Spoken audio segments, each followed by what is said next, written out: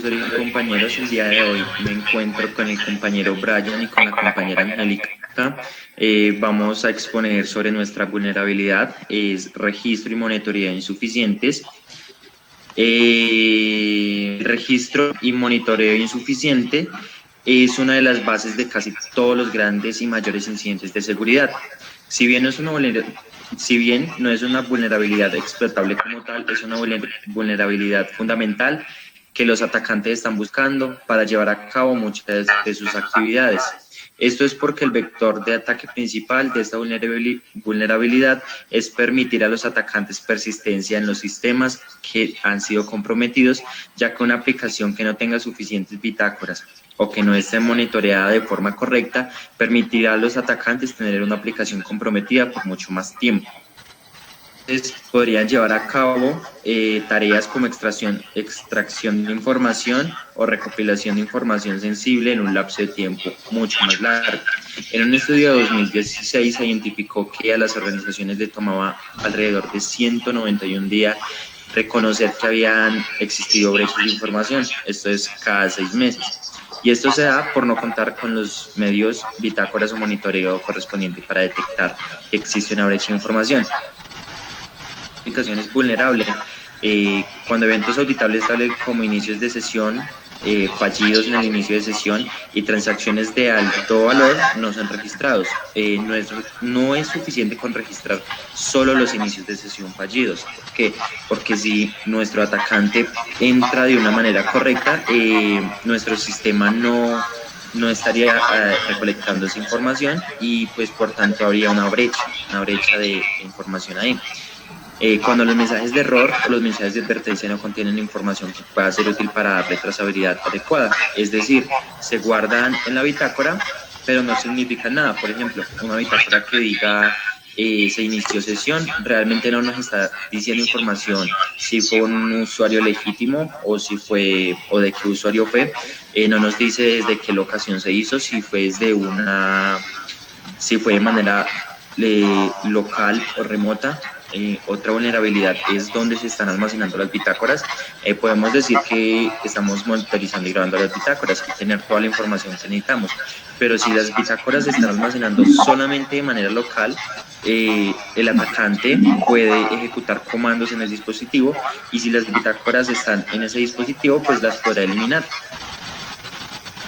cuando se realizan pruebas de la aplicación. Es decir, si durante una prueba controlada la aplicación no emite las señales necesarias o no guarda los bitácoras correspondientes, no podemos esperar que la aplicación en un ambiente real vaya a responder de una manera adecuada. Angélica. ¿Cómo lo podemos prevenir?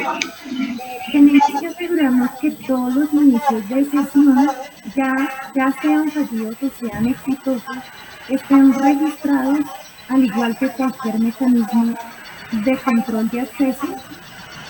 Por ejemplo, si existe un segundo factor de autenticación en nuestra aplicación, que todos estos elementos deben estar correctamente guardados en bitácoras por si ocurre algún error y para que se pueda surtir al lado del servidor. También encontramos que todos los sistemas de inicio de sesión estén configurados con un límite de intento y que se pueda establecer una monitorización de alertas de cualquier sospecha que sea detectada y respondidas dentro de un tiempo límite. Y que todas las transacciones de alto nivel de impacto tengan una pista de auditoría con controles de integridad para prevenir alteraciones e eliminaciones. Listo. Entonces, de acuerdo a lo que estaban hablando tanto Angélica como Jorge con respecto a este tipo de vulnerabilidad, hay que entender que esto prevalece en la mayoría de los sistemas y también de la falta o de lo necesario que es que existan personas que estén haciendo monitorías y también que estén haciendo las pruebas necesarias a la hora de encontrar nuevas vulnerabilidades o también errores dentro del sistema. Para eso pueden existir distintos escenarios dentro de los sistemas, como lo pueden ser el hecho de datar repositorios o también de hacer el manejo de errores dentro de nuestros sistemas. En este caso, por ejemplo, el documento mencionaba acerca de que puede ser un escenario de ataque el hecho de, por ejemplo, tener un repositorio y que en ese repositorio haya algún atacante que haya eliminado la información de una próxima versión de nuestro sistema y también todo el contenido de esa información. Y aunque pueda que, por ejemplo, se recupere esa información, el hecho de haber faltado con la monitorización, el registro y también las posibles alertas, pues han hecho que se conduzca a una brecha de seguridad peor. Entonces el hecho de no saber, por ejemplo, de si se da el caso, de cuál fue el problema, de en qué momento se evidenció ese problema o también quién fue el atacante en ese caso. También el segundo escenario es el hecho de que, por ejemplo, nuestro sistema genere contraseñas por defecto que sean muy fáciles de reconocer por los atacantes. Entonces ahí habría una inseguridad o una vulnerabilidad muy grave porque esos atacantes podrían ya tener la información de todos los usuarios sin necesariamente haberse creado. Entonces, pues ahí entra el problema de haber generado todo ese proceso, haber analizado qué es lo que estaba sucediendo y que en ningún momento se haya hecho. Entonces, eso sería por ese lado. Para nuestro caso, lo que haremos es presentar, por ejemplo, una situación en donde por medio de nuestro sistema y por medio de que existan posibles fallos, nosotros generemos un manejo de errores y también que esa información se guarde dentro de la base de datos. Entonces, por ejemplo, tenemos algún servicio externo que se llama, por ejemplo, Clever Cloud y vamos a generar una tabla que se llama los logs. Esa tabla va a guardar las categorías del problema, la descripción del problema, la fecha de creación del problema y también un status code que tiene que ver un poco con si es un error 400, si es un error 500, etc.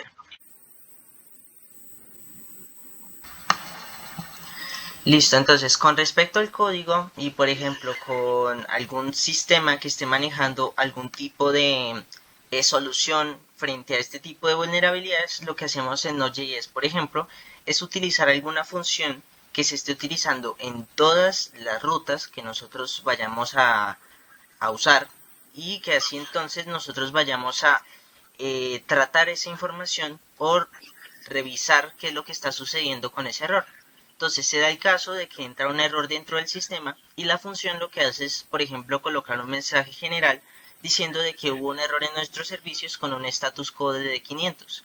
Luego de eso, nosotros observamos cuál fue la fecha en el momento en que sucedió este tipo de problema y vamos a un tratamiento, en este caso de condicionales. Entonces, dado caso de que, por ejemplo, exista una sentencia con un error de tipo erbat file error, lo que se hace es devolver un mensaje diciendo hubo un error al ejecutar la query, revisa los campos nuevamente. Y esto aunque esto se retorna al usuario, también se hace como algún proceso en la parte de las bases de datos donde se guarde y se trate más adelante. Entonces, para saber cuál es la cronología y qué es lo que está pasando. Lo mismo con otros tipos de errores. Y finalmente, ya en la base de datos lo que se hace es insertar ese error o ese log para entonces posteriormente darle una solución, darle el monitoreo y generalmente, o bueno, no generalmente, sino ya particularmente generarle su propio caso o una bitácora para observar qué es lo que está sucediendo y solucionar posiblemente esa brecha de seguridad. Entonces, eso sería por la parte del código.